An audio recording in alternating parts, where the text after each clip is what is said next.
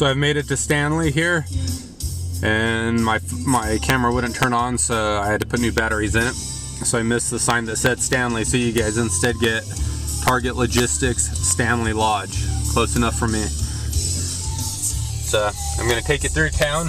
I know these videos aren't really that interesting, but maybe if you're planning on coming to one of these towns, like all these people keep telling me they're coming to, maybe you'll, second think it and just head right into Williston. Just save yourself a day or hours or whatever you're gonna, however long you think you're gonna stay here.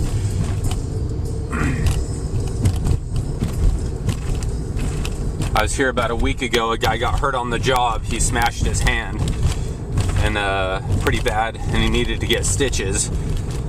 So I took him here. They thought the bone was showing through. I didn't see it happen, but my boss told me I needed to take him into town. It was about 25 miles. Actually, it was about 25 miles north of here is where we were. And I came through here, and after I dropped him off, I had to go back and forth because my boss kept changing his mind on a drug and alcohol test. So a cop ended up seeing me go back and forth and pulled me over. Really nice, very, very nice guy. So I don't have that great of a, the cops in Vegas are jerks. So at least most of the ones that I've met, they try to act like tough guys and, just aren't very nice. This guy was very, very nice, professional, friendly. I can't say enough about him. So that white truck up there on the right actually might be him. That's about where he was when he saw me come through. So another thing I want to point out, I know I'm taking you guys through these towns and saying that there's not really much here. Please don't send me, if you've been up here or you know something about up here, don't send me a message or a comment as if I'm lying and say, oh, you're not showing it all. There's this one company that's outside of town. There's little tiny companies, or there's even some big companies that have little tiny yards that are outside of here. I'm just trying to show you that this is no Williston. There's not tons and tons of companies just lined up all over the place out here. So yeah, there might be a little bit here. There's, that one says Mondak Oil. It doesn't even look open. I don't know if they're gonna be opening there or what, but at this point it was just like a cardboard sign in the window. So this is the main street, right? In fact, it's called Main Street. So none of these are even oil related businesses. This is just like their shops and stuff. Carlos Mexican Restaurant, Prairie Outfitters, a couple bars, another bar right there, Golden Age Club. There is an Amtrak station here, so if you wanted to, leave from here, you could do that. What I'm going to do, I'm going to take you up here, and then I'm going to turn right. There's a truck route up here, and I'll take you on that, so it'll kind of be the entire roundabout of the whole city.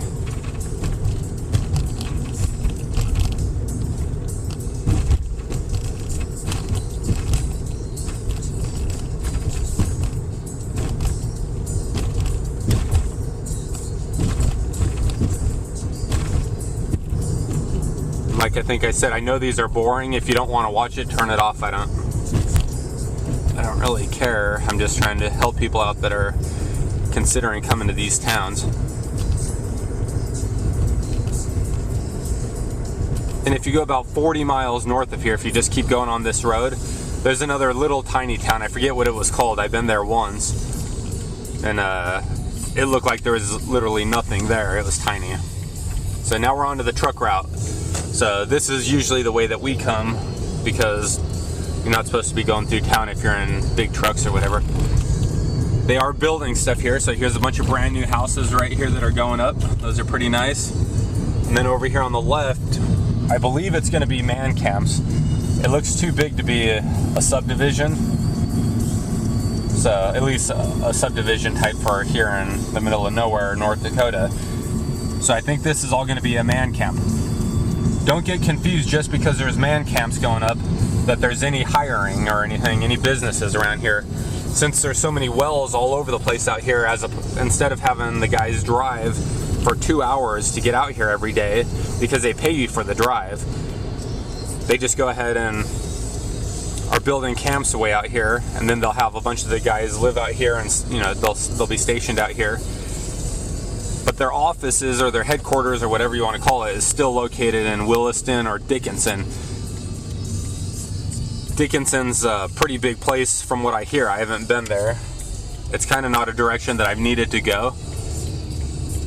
I've considered taking a drive down there, but I think it's about 2 hours southeast or something like that from Williston. I'll show you something else up here that I thought was interesting the first time I came. I'm sure all of you guys are familiar with the Enron scandal and all that stuff, and how Enron had to declare bankruptcy in, it was like 2010 or something, I forget what year it was.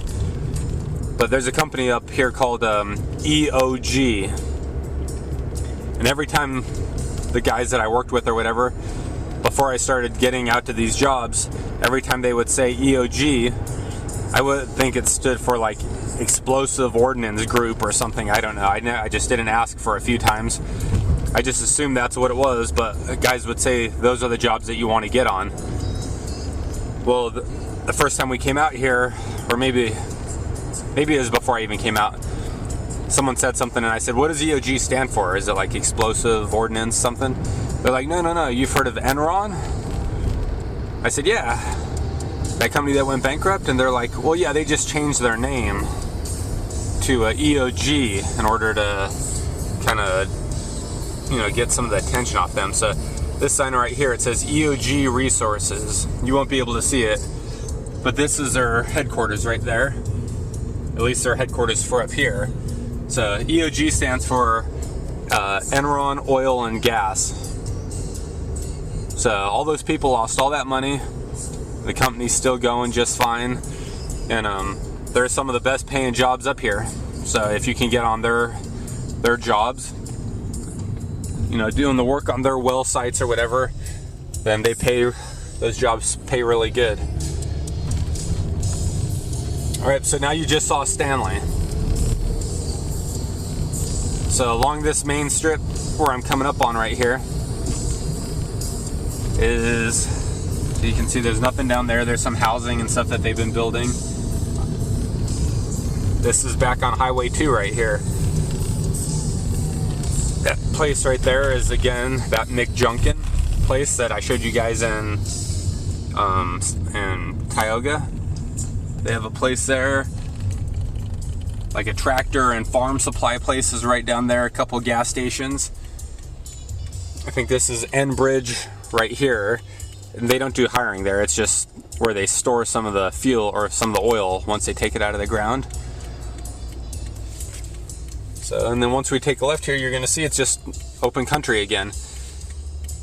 So you come to Tioga or Stanley, don't be expecting much.